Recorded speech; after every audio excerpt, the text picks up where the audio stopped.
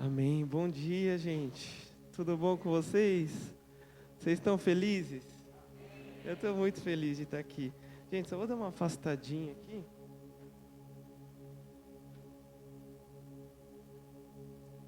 Aleluia.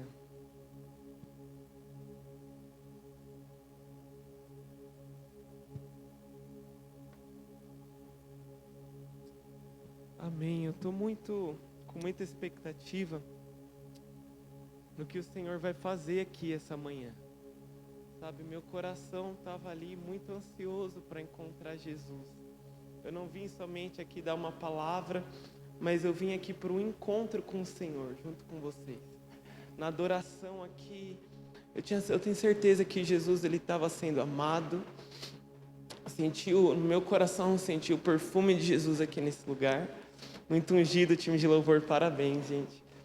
E eu estou com expectativa por mais de Deus hoje aqui.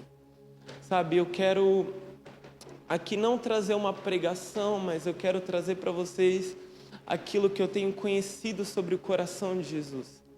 E todas as vezes que a gente expõe o coração de Jesus, a gente pode sentir o cheiro, a gente pode sentir a presença de Jesus. Talvez você veio aqui hoje e faz tempo que você não sente a presença de Deus. Talvez você está aqui hoje e você nunca sentiu a presença de Deus.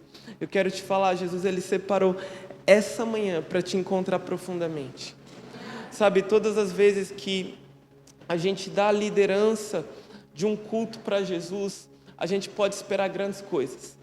Se fosse o pastor Neto, o pastor Carla, eu liderando o culto aqui, você podia esperar assim, a mesma coisa todo domingo, vai ser aquilo.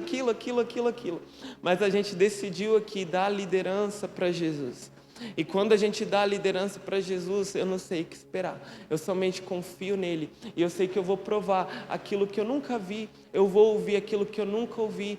E eu vou ser uma pessoa diferente, uma pessoa completamente transformada. Porque a Bíblia fala que aqueles que contemplam o Senhor, eles são transformados de glória em glória. Eu queria que você tivesse, nessa manhã aqui, sede e expectativa. Porque Jesus, ele sempre trabalha de acordo com aquilo que a pessoa espera. Sempre. Sempre Jesus. Por exemplo, vem um cego para Jesus. Assim, todo mundo está vendo que o cara é cego. O cara está berrando. Tem misericórdia de mim. Está todo mundo vendo que o cara é cego. Tá assim o cara. E Jesus cura um monte de gente, todo mundo sabe disso. Aí o cego vem até Jesus. E o que Jesus fala para o cego? O que você quer que eu te faça? O que você quer? Todo mundo, nossa. Não deve pensar, é óbvio. Você não sabe Jesus o que ele quer? Está berrando aqui, ele é cego, ele quer que você cure ele. Mas Jesus pergunta, o que é que você quer que eu te faça? Então Jesus ele está querendo nessa manhã ouvir a sua expectativa. Sabe, misericórdia, eu vim para um culto somente por vir, somente para cumprir um protocolo. Sabe, é um culto ao Senhor, é um encontro com Deus aqui. Então eu queria que você aumentasse a sua expectativa. A gente tem aqui talvez mais 40 minutos aqui. Em 40 minutos Jesus pode mudar a sua vida completamente, mas não por causa da minha palavra, mas por causa da sua fome por Deus. Por causa da sua fome por Deus. Sabe, gente, muitas vezes eu fui transformado num culto e a pregação nem foi tão boa. E teve muitas vezes que foram pregadores sensacionais, homens muito ungidos, que eu saí do mesmo jeito. Por quê? Porque eu não tinha fome por Deus. Eu não tinha fome por Deus. Sabe, o líder de Davi era Saul. Só que Davi recebeu muito de Deus. O líder de Judas era Jesus. Judas não recebeu muito. A culpa era de Jesus? Não. A culpa é de quem recebe. Então eu queria, junto com você, que eu estou aqui para dar, mas eu estou aqui para receber também. Eu queria que junto com você aqui, nós desejássemos o Senhor e nós criássemos uma expectativa, um anseio profundo pela presença de Deus. Eu queria que a nossa alma, o nosso corpo, o nosso coração ansiasse pelo Senhor essa manhã. Eu não sei como você veio aqui, mas eu queria que, se você veio somente para, sei lá, cumprir protocolo, eu queria que você mudasse agora o seu estado de espírito e você colocasse seu espírito, seu coração, sua alma para desejar o Senhor agora. Amém? Vamos lá? Queria que você fechasse os olhos e a gente vai começar a orar, mas eu queria que você desejasse o Senhor aqui.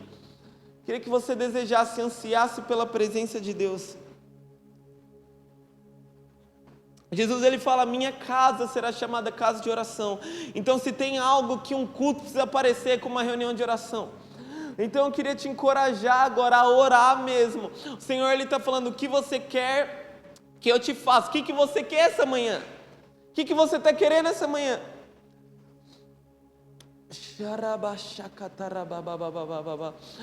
Abre a sua boca, começa a falar. O Senhor, ele quer ouvir. Não é aquela, o Senhor sabe meu coração. Não, ele sabe, mas ele quer ouvir. Ele nos deu uma boca.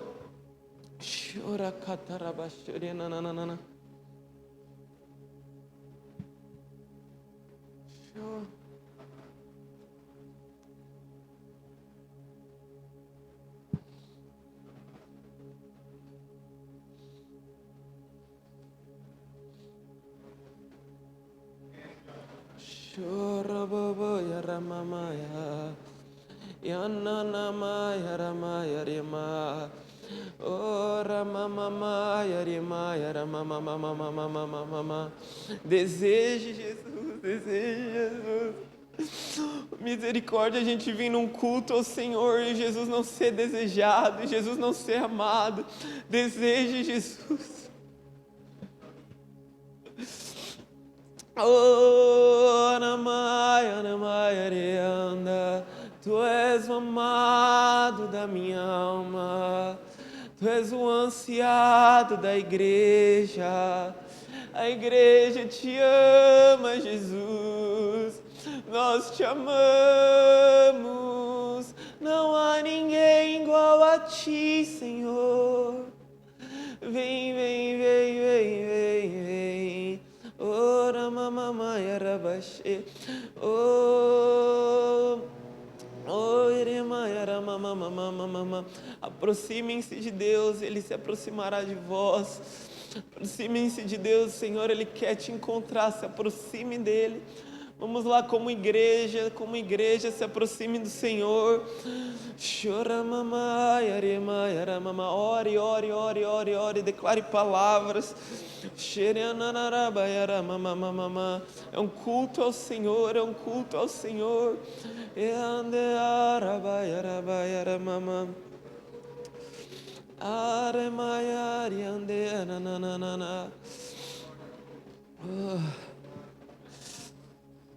Espírito Santo, muito obrigado pela Tua presença aqui nesse lugar. Nós queremos Te honrar aqui. Eu quero, Espírito Santo, Te pedir perdão todas as vezes que eu Te ignoro, todas as vezes que eu não tenho Te honrado, que eu não tenho derramado meu amor. Espírito Santo, se mova aqui hoje. Envolva nosso coração com o Teu. Envolva o coração da igreja com o Teu coração, Espírito Santo. A Tua noiva te deseja aqui. Jesus, nós não queremos mais um culto, Jesus. Nós não queremos, Jesus, simplesmente começarmos a semana bem. Jesus, nós queremos Você.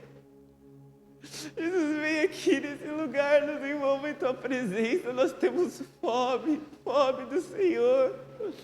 Nós somos como crianças que quer o Pai, que deseja estar com o Pai. Papai, papai, papai, nos carregue. Papai, papai, nos beije, nós te amamos. Papai, nos mostre o Teu coração. Papai, nós queremos mais de Ti. Papai, muda as nossas vidas. Papai, nos alinhe contigo. Nós te amamos tanto, papai. Jesus, nós amamos o Teu perfume. Te amo, Jesus. Te amo, Jesus.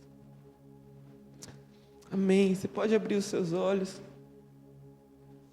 Sabe, eu tô com algo essa manhã aqui no meu coração. Sabe o que a igreja mais anseia como noiva, ou que deveria mais ansiar, é agradar o Senhor. É agradar o Senhor. O diabo, ele está muito feliz com uma igreja que simplesmente se reúne, mas não tem um desejo de ser agradável a Deus. Mas uma noiva pura, em sua essência, o que ela mais quer é agradar o noivo. O que ela mais quer é ver o sorriso de Deus sobre ela. E Jesus, essa manhã, ele tem falado algo no meu coração sobre como agradá-lo, como se tornar irresistível diante de Deus. Sabe, tem certas coisas para nós humanos que às vezes é quase irresistível. Por exemplo, você talvez está fazendo uma dieta, e aí você chega na casa de um amigo, o amigo fez você gosta muito de pudim, por exemplo, fez aquele pudim maravilhoso, você olha, você fala, está difícil de resistir. E existem coisas que são irresistíveis diante de Deus, que Deus, ele olha e ele fala, não posso resistir. E alguns homens de Deus, na verdade todos os homens de Deus, eles descobriram aquilo que era irresistível diante do Senhor. Homens no Velho Testamento descobriram aquilo que era irresistível diante de Deus, aquilo que agradava a Deus. Porque, gente, a gente pode trabalhar muito, a gente pode fazer muita coisa, mas se não estiver agradando o Senhor, o que adianta? O que adianta o nosso esforço? A gente precisa descobrir aquilo que mexe com o coração de Deus. E alguns homens no Velho Testamento descobriram isso, mas hoje é tempo da noiva de Cristo conhecê-lo a tal ponto que saiba o que mexe com o coração dele. Que saiba com o que mexe com o coração dele. Eu quero começar aqui no Velho Testamento. Se você observar os homens de Deus do Velho Testamento, você vê que sempre eles construíam altares para o Senhor. Você vê Noé, foi um dos primeiros. Noé, ele sai da arca, e o que Noé faz logo ao sair da arca? A Bíblia deixa claro, ele constrói um altar ao Senhor. Você vê Abraão, gente, Abraão, ele tinha muito dinheiro. A gente estava lendo num devocional da igreja, da nossa igreja, Abraão, ele tinha muito dinheiro. E Abraão, ele veio de um contexto, ele vivia num contexto onde tinham grandes construções, onde tinham grandes cidades. E Abraão, ele tinha 300 homens ao seu favor. Abraão, bem que ele podia achar uma terra com 300 homens, imagina o tanto de criança e mulher que não tinha, e construir uma cidade, e ser poderoso. Podia construir um templo muito grande para o Senhor, podia fazer muita coisa. Ele tinha dinheiro, só que o que Abraão fazia em todo canto? Ele construía altares. E nós conhecemos o principal altar que Abraão construiu, que foi o altar para matar o próprio filho dele. E Deus, ele olha para Abraão e ele fala, com esse homem que eu vou estabelecer uma aliança. E nós aqui hoje somos frutos de uma aliança com esse homem, de Deus com esse homem. E esse homem, ele entendeu algo sobre o coração do Senhor. O Senhor, ele quer sacrifício. Então ele construiu o altar e oferecia o sacrifício. Construiu o altar e oferecia o sacrifício. Então, tive homens e homens de Deus vindo, construindo altares para o Senhor, para oferecer sacrifícios. Só que um dia o povo de Israel, a gente sabe a história, eles entraram na terra prometida através de Moisés, através de Josué, saíram do Egito através de Moisés. E aí o povo de Israel, eles pecaram contra o Senhor, eles cometeram idolatria, eles abandonaram o Senhor gravemente. E aí o Senhor usou um rei chamado Nabucodonosor, que o Senhor chama Nabucodonosor de meu servo. E Deus, ele usa esse rei para levar, para destruir primeiro Jerusalém, destruir o templo, matar muita gente e levar um remanescente para a Babilônia. E o povo lá na Babilônia, eles tinham liberdade para comprar, para vender. E Babilônia era uma grande cidade. Babilônia era como se fosse uma metrópole hoje. Cidade gigantesca, a maior cidade do mundo. Muito negócio, muito comércio. E o povo de Israel se envolve no comércio, na vida da Babilônia. Só que eles falam, a gente ainda é povo de Deus.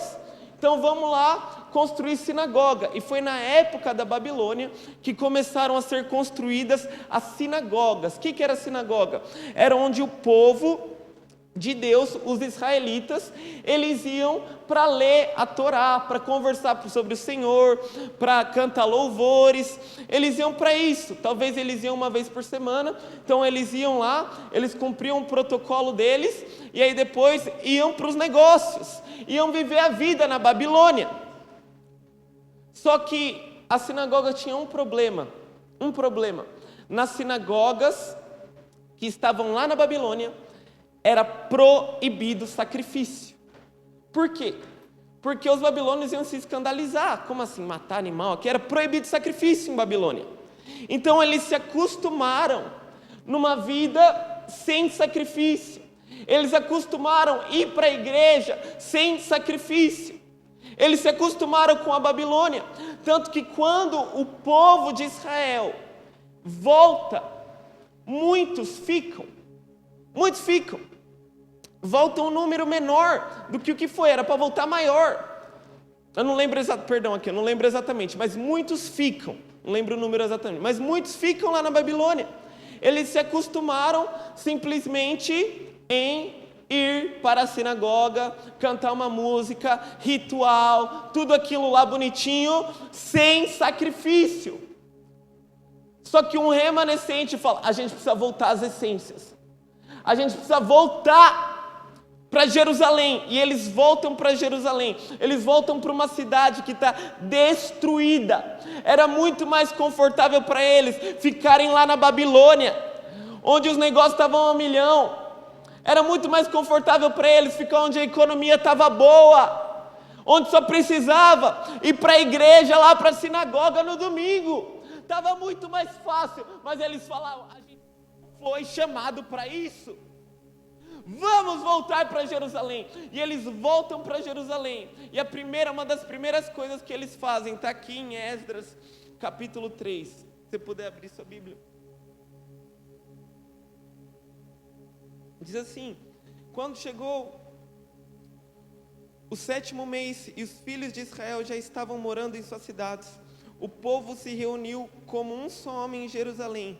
Então, o povo se uniu como um só homem em Jerusalém. Então levantou-se Jesua, filho de Josadaque, e seus irmãos sacerdotes, e Zorobabel, filho de Sealtiel, e seus irmãos, e edificaram o altar do Deus de Israel, para oferecerem holocaustos sobre ele. Então eles falaram, é hora da gente edificar o altar de novo.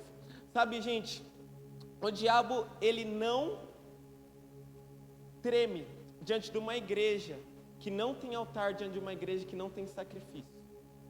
Sabe por quê?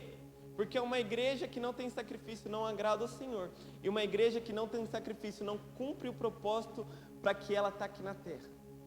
Você vê Elias. Eu amo a história de Elias. Elias, ele está no meio de uma geração muito corrompida. O povo de Israel vira as costas para Deus. E Elias, ele fala, não vai chover durante 3 anos. E aí não chove. O povo está lá desesperado.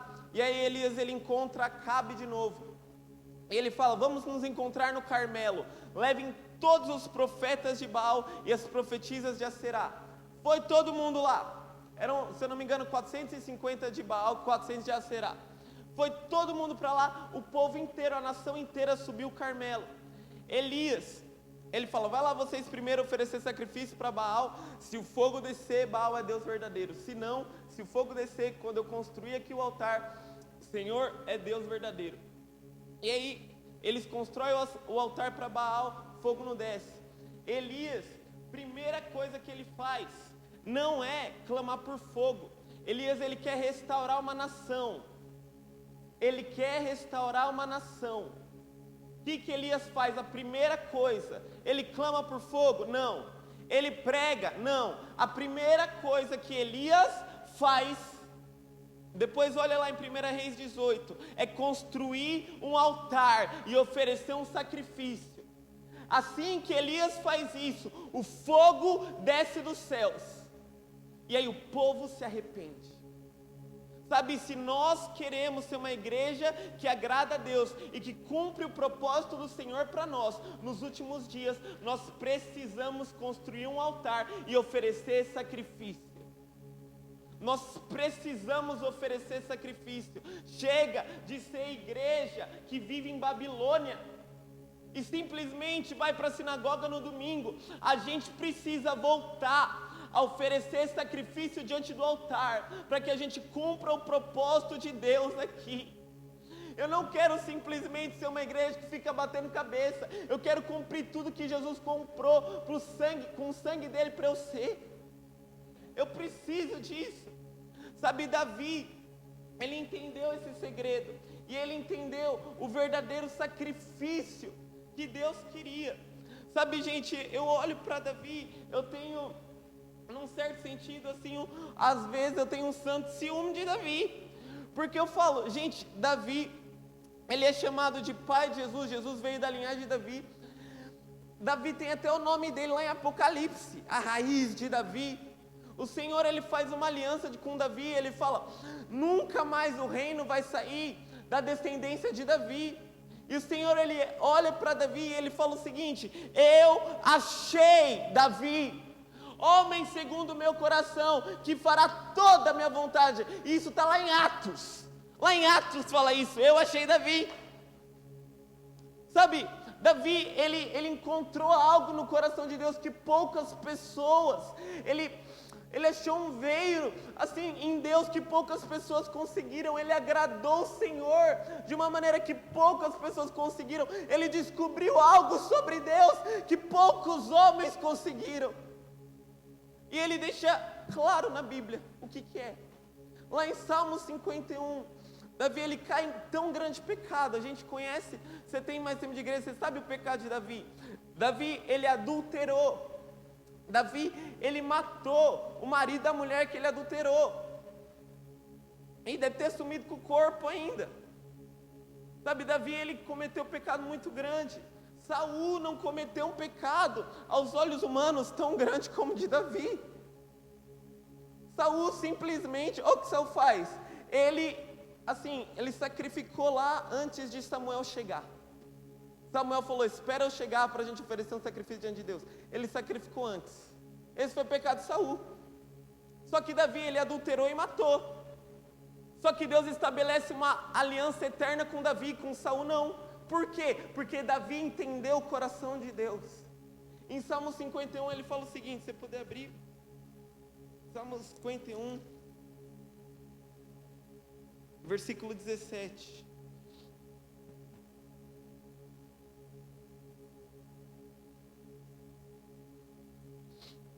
Sacrifício, aqui é Davi falando, agradável, antes da gente ler, perdão aqui, esse Salmo 51 é o salmo de arrependimento, de volta de Davi para com Deus. Ele tinha pecado e ele reconhece o erro dele, ele faz essa oração, e ele fala o seguinte, para nós, essas palavras do homem que agradou a Deus, o queridinho de Deus, as palavras e o segredo dele chegaram até nós aqui essa manhã. Está aqui em Salmo 51, versículo 17, vamos valorizar essas palavras. Diz assim, sacrifício agradável a Deus, é o espírito quebrantado, coração quebrantado e contrito, não desprezarás, ó Deus.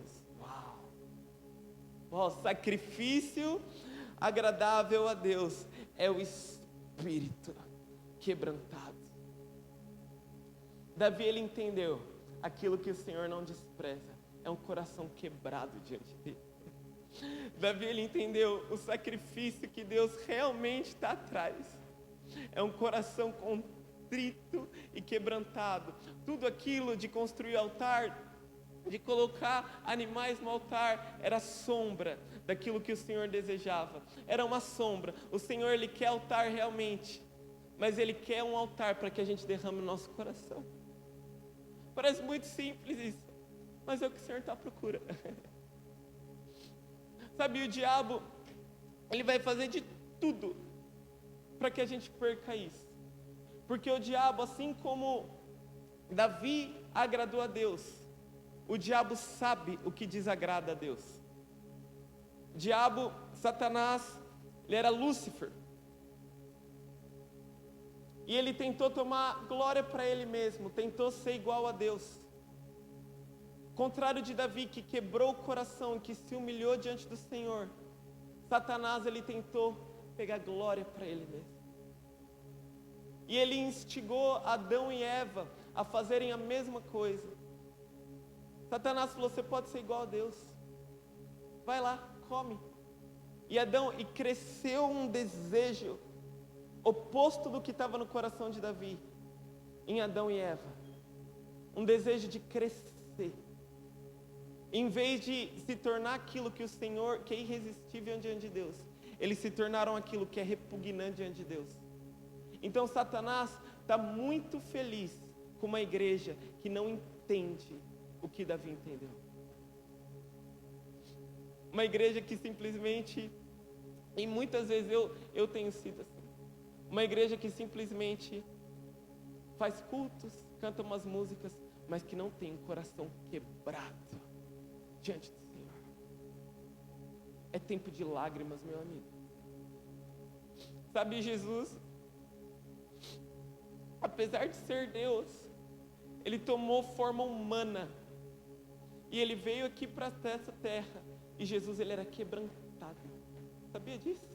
Que Jesus era quebrantado diante de Deus?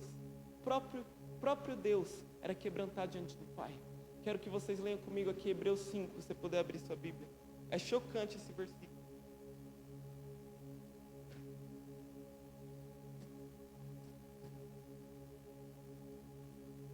Hebreus 5, versículo 7. Vamos lá, se puder abrir sua Bíblia.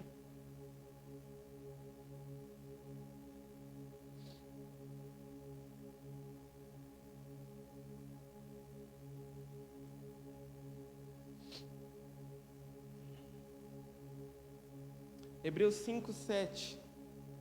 Diz assim: Ele, Jesus, nos dias da sua carne, tendo oferecido com forte clamor e lágrimas. Gente, Jesus vem aqui para essa terra para chorar. Tendo oferecido com forte clamor e lágrimas, orações e súplicas a quem podia livrar da morte, foi ouvido por causa da sua reverência. Imagina essa cena, Jesus chorando, Jesus clamando, Jesus se derramando. Jesus, ele sabia o que estava no coração do Pai. E ele não veio aqui para essa terra para simplesmente falar: eu sou Deus. Ele veio aqui para ser exemplo para a gente. E tem faltado lágrimas nos nossos olhos. O nosso coração se tornou insensível. Mas nesse tempo de jejum, eu quero te dizer: venham, vamos chorar diante do Senhor. Vamos quebrar nosso coração diante do Senhor. Sabe, mas talvez você fale: vou chorar pelo quê? Meu amigo, confesse seus pecados diante de Deus e chore. Sabe, talvez você foi grosso com alguém.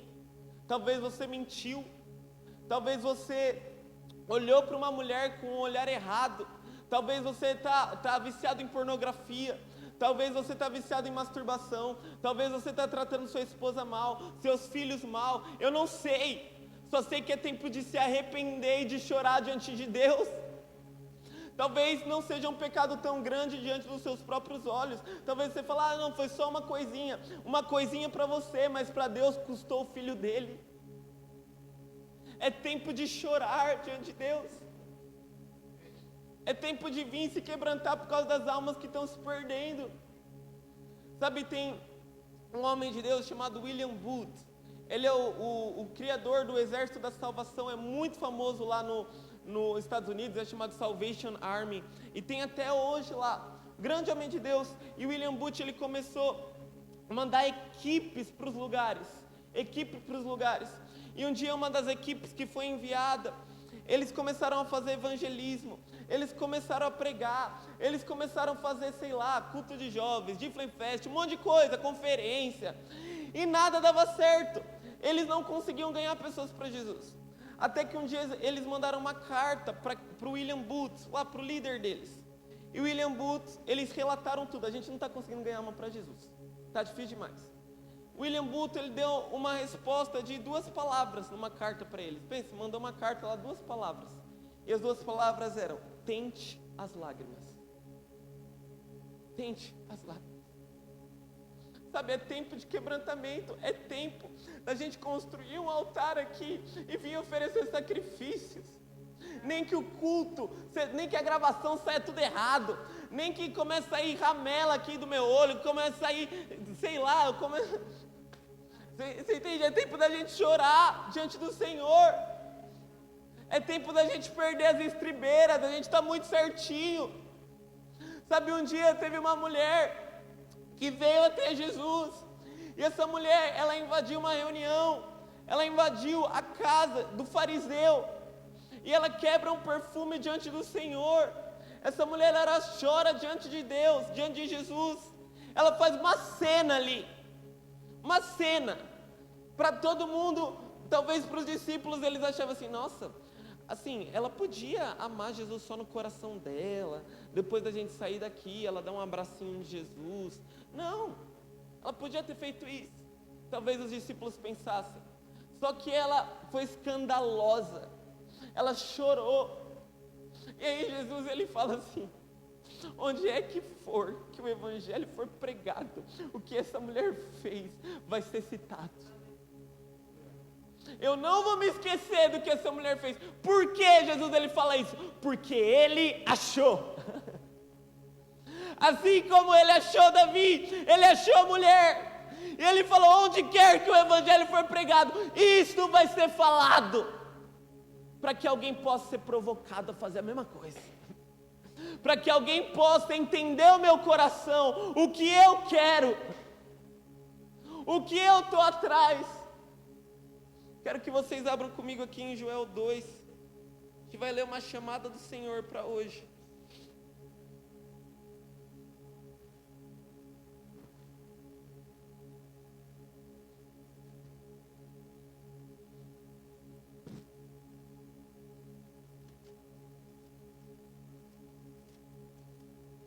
Lá, Joel 2. Joel 2 é conhecido como um texto profético para os últimos dias, porque lá em Joel 2 fala que nos últimos dias, diz o Senhor, derramarei do meu espírito sobre toda a carne. Então Joel 2 profetiza um avivamento dos últimos dias, algo que começou lá em Pentecostes, mas que não terminou. Fala que os jovens teriam visões, que os velhos sonhariam, que o Espírito seria derramado sobre os servos e as servas, e eles profetizariam algo incrível, algo incrível. Só que esse avivamento é precedido antes por um sacrifício. Deus, ele desce com fogo em resposta ao sacrifício. Eu quero ler com vocês o que fala no mesmo capítulo 2 de Joel. Diz assim, versículo 12: assim, ainda assim, agora mesmo, diz o Senhor, convertam-se a mim de todo o coração, com jejuns, com choro e com pranto, rasguem o coração e não as suas roupas, convertam-se ao Senhor seu Deus, porque Ele é bondoso e compassivo, tardio-se em irar. Versículo 15: toquem a trombeta em Sião, proclamem um santo jejum, convoquem uma reunião solene, reúnam o povo, santifiquem a congregação, congreguem os anciãos, reúnam as crianças que mamam de peito. Que o noivo, aquele que acabou de casar, saia do seu quarto e a noiva do seu aposento. Que os sacerdotes, ministros do Senhor, chorem entre o pórtico e o altar e orem, poupa o teu povo, ó Senhor. Uma convocação, não só para o pastor vir aqui para oração. É uma convocação não só para quem está escalado na adoração vir aqui para oração. Aqui o Senhor, Ele está falando, ei, sabe aquela criança lá que ainda mama no peito? Traz ela. Sabe aquele que acabou de casar e que está na lua de mel, curtindo o casamento, está no primeiro ano de casado, todo assim? Traz ele. É tempo de chorar. É tempo de se quebrar diante do Senhor. É tempo de jejum. Sabe, eu lembro, em 2018, eu fui para uma igreja nos Estados Unidos que marcou muito meu coração, lá no IHOP, lá em Kansas. Eles estão há mais de 20 anos orando sem parar, oração 24 horas. E uma vez por mês a igreja deles tem um período de jejum, uma vez por mês.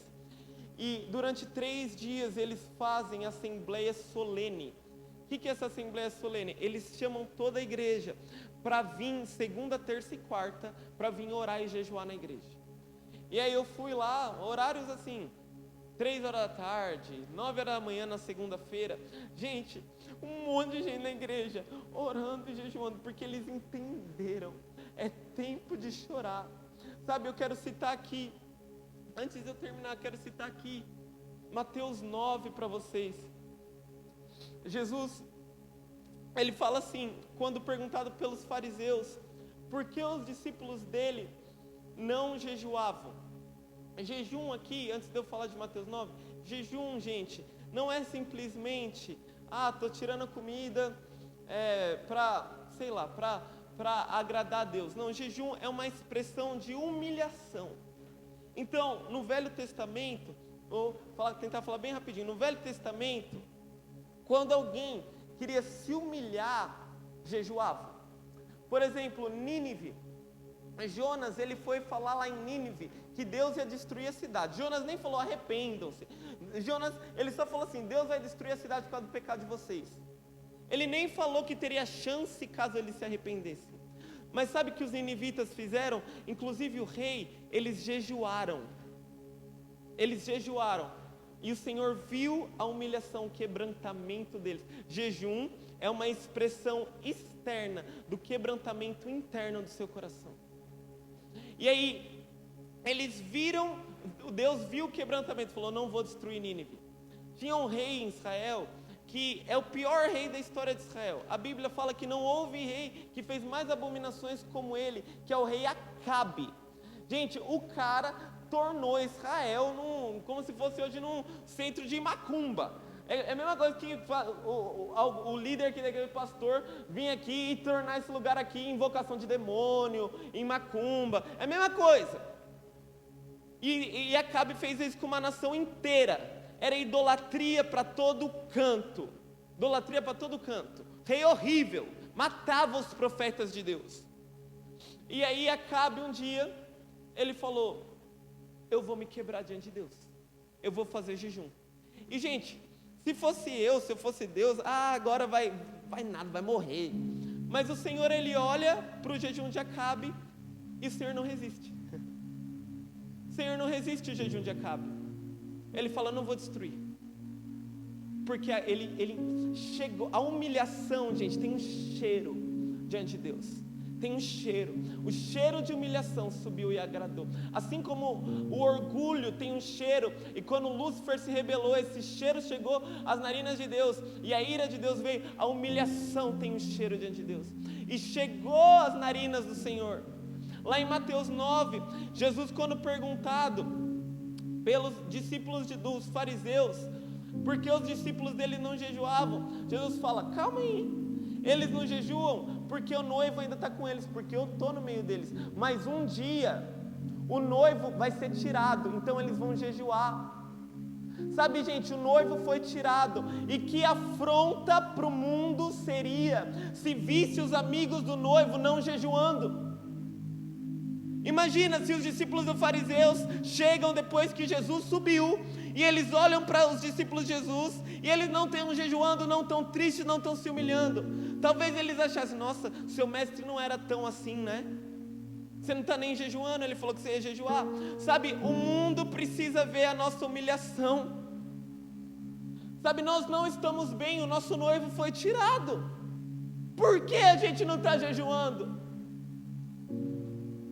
Por quê? Por que a gente não está se humilhando diante de Deus? Sabe, gente, tem uma coisa que a igreja tem que fazer, é se humilhar diante do Senhor, é se quebrar diante de Deus. E o Senhor, terminar falando isso aqui, o Senhor, Ele dá graça para o humilde.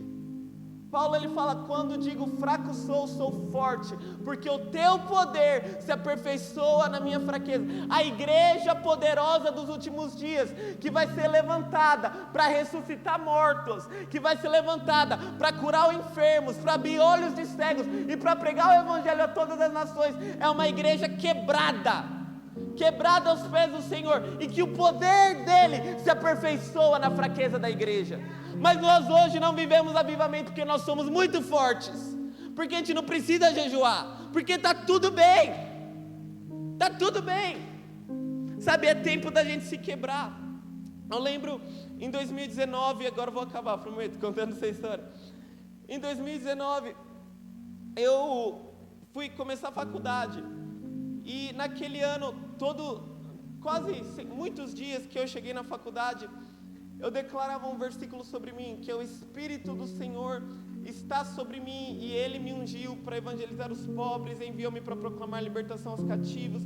Eu declarava isso, e eu comecei a ver um mover de Deus na minha faculdade, pessoas curadas em sala de aula, comecei uma célula lá, muita gente começou a vir, um mover de Deus mesmo, dentro da faculdade. Eu era perseguido, depois quando tiver mais tempo eu conto para vocês. E aí, deu as férias, eu fui fazer um jejum, e eu fui fazer um jejum como nunca antes eu fiz na minha vida. Eu falei, eu vou ficar 7 dias sem comer. E, gente, ficar 7 dias sem comer, o que mais pega não é a fome no segundo dia vai embora. O que mais pega é a fraqueza, gente. Assim, você está sentado no sofá, você pensar em levantar do sofá dá vontade de chorar. Pensar em ir lá pegar uma água dá vontade de chorar, porque é muita fraqueza, só que você sente escondido no Senhor. Sabe quando você sente totalmente protegido e assim, descansa debaixo das asas do Altíssimo? É como eu me sentia. Mas no outro lado era desesperador, você saber que era tipo assim, é terça-feira e você só vai comer no domingo. Nossa, você fica pensando, nossa, eu não vou comer amanhã, depois de amanhã. Era desesperador, foi um tempo muito difícil, mas muito gostoso ao mesmo tempo. E eu estava com muita expectativa de ter um encontro muito forte com Jesus nesse tempo de jejum. A minha expectativa era, nossa, eu vou ver os céus, eu vou ver a face de Jesus, eu vou ter experiências lá no trono de Deus, vou ver Jesus aqui na minha frente com os meus olhos. Eu tinha essas expectativas de ter experiências com Deus. E era o último dia de jejum. Aí eu falei, hoje, Senhor, estava com desejo, em sonho, me encontra, alguma coisa assim. E aí nesse último dia de jejum eu fui dormir, e aí eu tive um sonho, e o sonho era o seguinte, eu estava numa sala de aula, sentado, e aí daqui a pouco entra a professora na sala de aula, e a professora era o próprio Satanás ou um demônio. Gente, eu sentia a opressão no sonho, eu sentia a presença de Satanás no sonho. Era como eu sentar na sala de aula e lá na frente era Satanás dando aula para mim. Esse era o sonho, uma sala de aula onde a professora era Satanás. E aí eu acordei e eu sentia a presença do diabo no meu quarto. Era assim horrível, era uma presença demoníaca, como talvez eu nunca senti na minha vida, no meu quarto. Só que eu acordei e eu estava declarando, eu comecei já a declarar o versículo. Parecia que meio que eu acordei falando, alguma coisa assim. O Espírito do Senhor está sobre mim, e Ele me ungiu para evangelizar os pobres, enviou-me para proclamar libertação aos cativos, trazer restauração de vista aos cegos, para pôr em liberdade os oprimidos, apregoar no aceitável do Senhor. Declaro no versículo. E aí eu fui para o banheiro assim, com a presença de Satanás muito forte no meu quarto. E aí eu fiquei inconformado no banheiro. Eu fiquei como assim? Eu tava assim, último dia de jejum, eu quero encontrar Deus, eu encontro o diabo. E aí naquele mesmo momento o Espírito Santo colocou no meu coração, Mateus, Jesus, no último dia de jejum dele, ele teve um encontro com Satanás. Só que depois do jejum, Jesus ele saiu, ele entrou no deserto guiado pelo Espírito. Ele saiu do deserto pelo poder do Espírito. E Jesus ele sai do deserto, ele entra numa sinagoga e ele declara com convicção: o Espírito do Senhor está sobre mim e ele me ungiu. Venham os enfermos, o Espírito do Senhor está sobre mim. Sabe, nesse tempo de jejum, o poder de Deus vai repousar sobre as nossas vidas se nós nos quebrantarmos como nunca antes.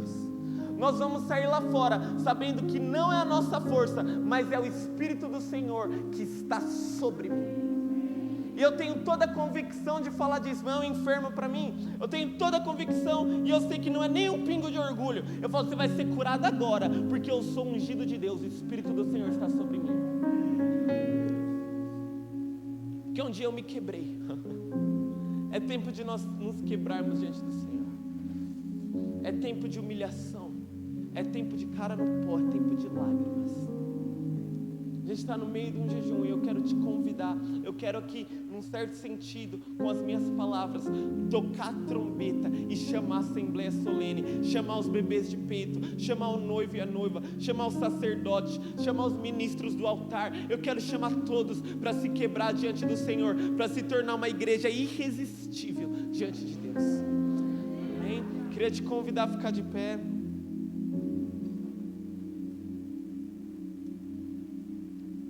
Eu quero te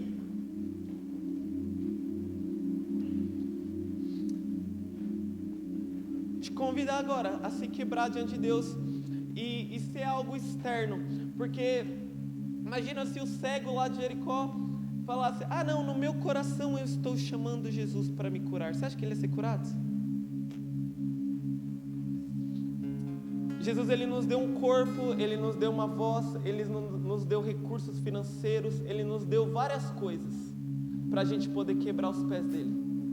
Então eu queria que agora, de alguma maneira, você usasse aquilo que Deus te deu. Assim como um menininho pegou 5 pães e 2 peixes e ele entregou para Jesus. Assim como Davi pegou a pedrinha dele e entregou para Jesus. Eu quero que você entregue agora o que o Senhor te deu. Quebre aos pés dele. O que ele quer é uma igreja quebrantada. Então eu não sei como você vai fazer, mas de alguma maneira expresse. Coloque o seu corpo a serviço do quebrantamento. Amém? Vamos lá, essa é a instrução. Aí cada um vê como você faz aí.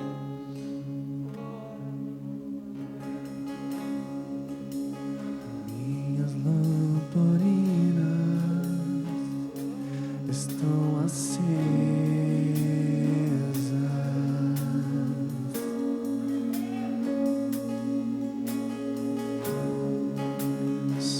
Estou esperando o barulho dos teus passos em direção à porta.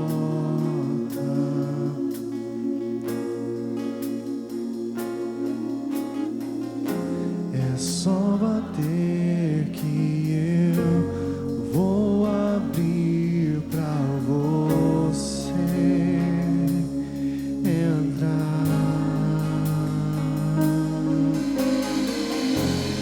Só bater que eu vou abrir pra você entrar. Eis aqui nosso coração quebrado, Senhor. Eis aqui, Jesus, as nossas lágrimas de volta. Eis aqui as nossas lágrimas de volta que nós perdemos há muito tempo atrás.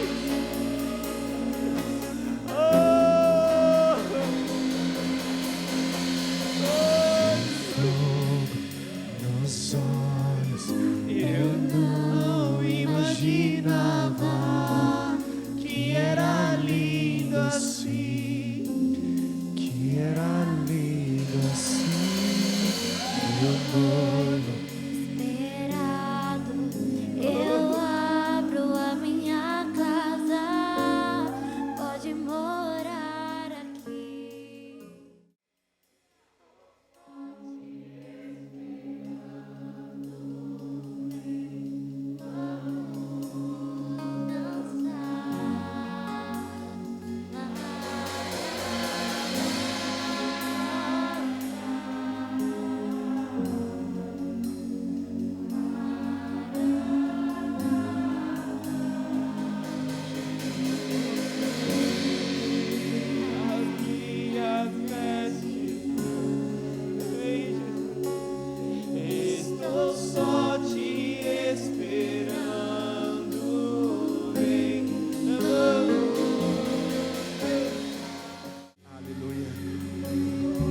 certeza que o seu tempo com Deus, a sua reunião de célula, o seu discipulado, os nossos cultos não serão mais os mesmos.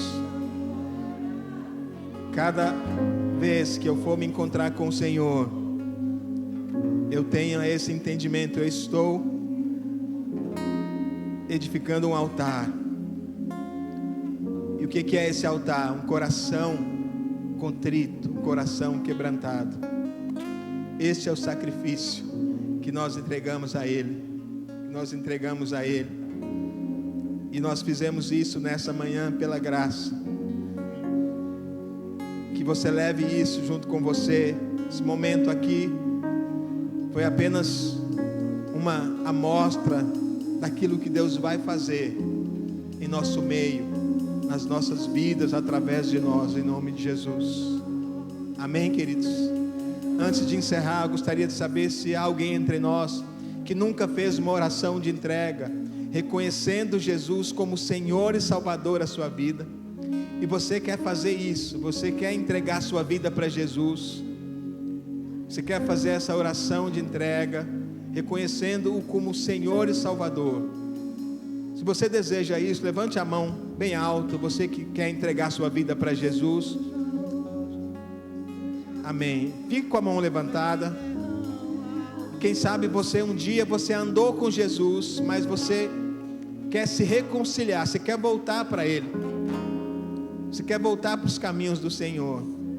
Você quer voltar para essa vida de altar, de entrega. Se você deseja se reconciliar com Jesus, ou entregar sua vida para Jesus, eu te convido a levantar sua mão bem alto. E aqueles que levantaram a mão, quero te convidar a vir aqui na frente. Por favor, quem levantou a mão, vem aqui na frente, quero orar por você. Glória a Deus.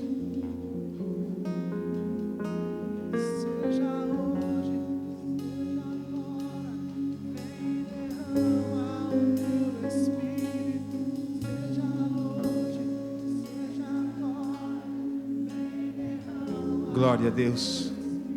Há uma presença especial neste lugar. O Espírito Santo, o Senhor está aqui. E Ele está operando. Querido, se você me disser que não sentiu a presença de Deus aqui hoje, nós vamos continuar o culto, porque Ele está aqui. Amém, queridos? Glória a Deus. Glória a Deus. Glória a Deus. Glória a Deus. O Senhor está aqui. Tem mais alguém? Aleluia. Glória a Deus. O Senhor está aqui. Vocês que vieram aqui à frente para entregar sua vida para Jesus, nós vamos orar juntos. Eu vou fazer uma oração, vocês vão repetir junto comigo, tá bom? Amém? E toda a igreja vai orar junto também para ajudar. Repitam comigo: Senhor Jesus, eu reconheço que Tu és o Filho de Deus, que morreu na cruz no meu lugar, que pagou um alto preço pelos meus pecados. Por isso, nessa manhã, eu abro o meu coração e Te recebo como meu Senhor, como meu Salvador. Eu reconheço que o Senhor fez um alto sacrifício, entregando a sua vida por mim. Por isso hoje, eu entrego a minha vida a Ti. Me dá esse coração contrito e quebrantado, o qual o Senhor não resiste. Espírito Santo, habita em minha vida, me dirige a minha vida a partir de hoje. E eu te peço, escreve o meu nome no livro da vida. Me ajuda a não olhar para trás, a não desanimar, mas continuar olhando para Jesus, que é o autor e consumador da minha fé. Em nome de Jesus. Amém, amém, amém, amém. Glória a Deus. Glória a Deus. Queria falar algumas coisas para vocês. Vem aqui mais perto. Essa foi a decisão mais importante que vocês poderiam tomar em toda a vida de vocês. Deus marcou esse dia para que vocês estivessem aqui. Deus marcou esse encontro com vocês e Ele queria que fosse especial. E Ele está aqui. E a Bíblia diz que está tendo uma festa no céu agora. Tá bom? Então, o Senhor, Ele marcou esse encontro com vocês. E essa é a melhor decisão que vocês já tomaram. Que você possa perseverar nessa decisão. Não pense que foi apenas uma emoção. Tá bom? O Senhor, Ele está tocando os corações. Tá bom? E que você possa, na segunda, na terça-feira, quando vier aquele pensamento, foi só uma emoção. Não foi. Deus, Ele está mudando as suas vidas, assim como Ele fez com cada um de nós aqui. E quando nós aceitamos Jesus como Senhor, Ele passa a habitar dentro de nós. É verdade. E você pode orar a Ele. O que é orar? Orar é falar com Deus. Apresente seu coração diante dEle todos os dias, porque Ele é um Deus que ouve orações. Ele é um Deus que é fiel. É importante que vocês leiam a Bíblia. A Bíblia é a palavra de Deus, escrita para o nosso ensino, para a nossa edificação. Adquira uma Bíblia. E outra coisa, é importante que vocês estejam envolvidos com o corpo de Cristo, que é a igreja. Todos nós estamos aprendendo e crescendo. Nenhum de nós aqui é perfeito. Todos nós somos falhos também. O seu pecado não é maior do que o meu pecado. Todos nós estamos num processo de Deus. Mas é importante que nós estejamos juntos, aprendendo e crescendo. Tá? E por último, quero dizer que você já tem uma família, mas essa família aumentou um pouquinho hoje. Queria que você se virasse para conhecer a sua nova família. Glória a Deus.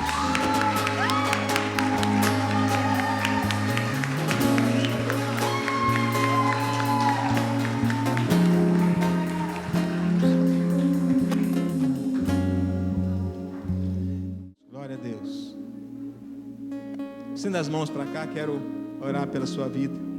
Que a graça do nosso Senhor Jesus Cristo, que o amor de Deus o Pai, e a comunhão e a amizade com o Espírito Santo seja sobre cada um de nós hoje e sempre. Amém, amém e amém. Glória a Deus. Deus abençoe, queridos.